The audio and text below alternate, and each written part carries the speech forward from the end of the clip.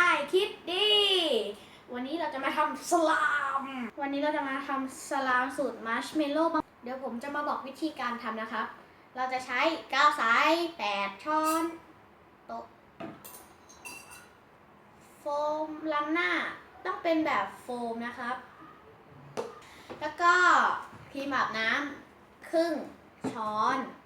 แชมพูครึ่งช้อนโลชั่น1ช้อนและก็กลีเซอรีนบอล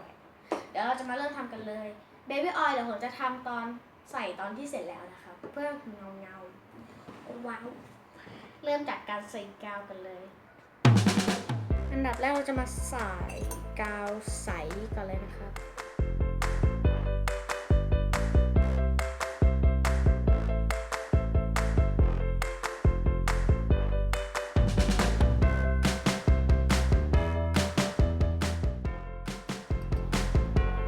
อันดับ2เราจะใส่โฟมล้างหน้าครึ่งช้อน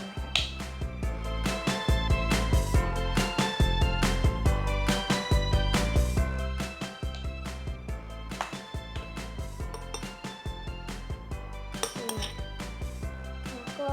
ต่อไปใส่ครีมอาบน้ำ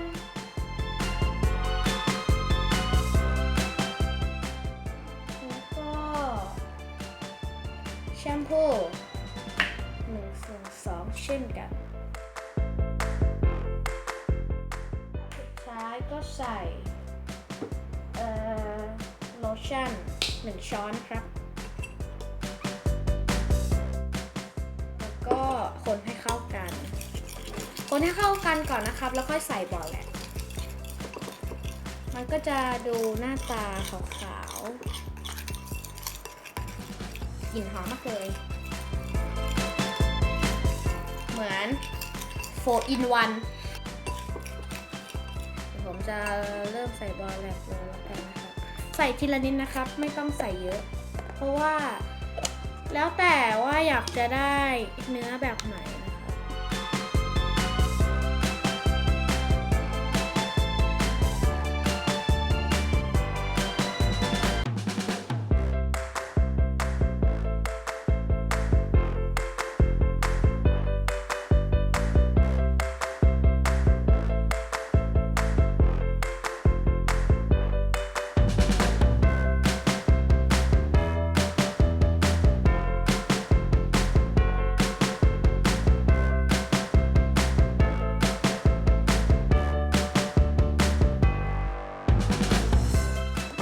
มันก็จะหน้าตาเหมือนมัชเมลโล่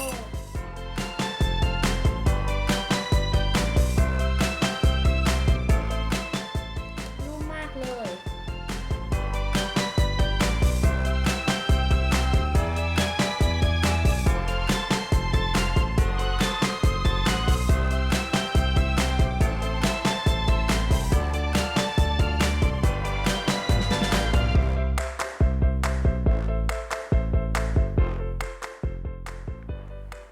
เดี๋ยวถ้าใส่กล่องก็จะเป็นมัชเมลโล่นะคะสีมันก็จะเหมือนคล้ายๆไข่มุกแต่ว่าจะเป็นคล้ายๆกับสูตรไข่มุกนะครับ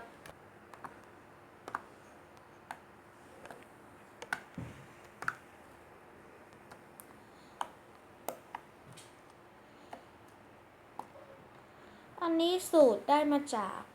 พี่ฝ้ายช่องวิริวิริ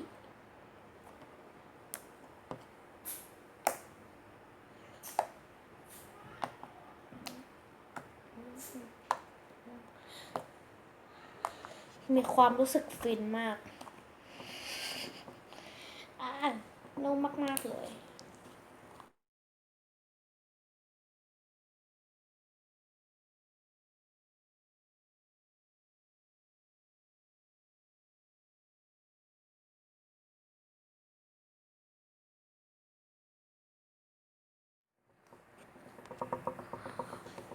เหมือนโรตีหรือไงก็ไม่รู้จะมารีวิวเจ้าสลาม สูตรสีใสนะคะแต่ของผมยังไม่ใส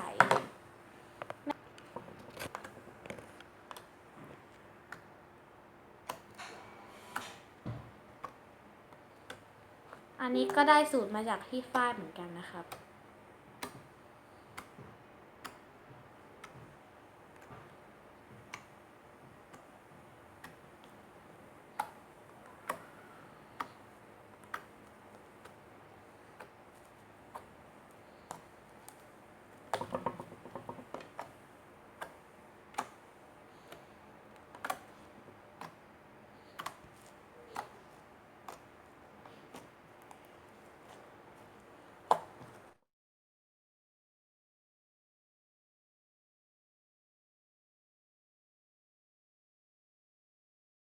วันนี้ก็ขอจบคลิปเพียงเท่านี้นะครับ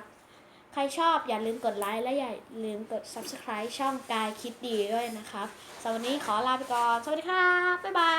ย เฮ้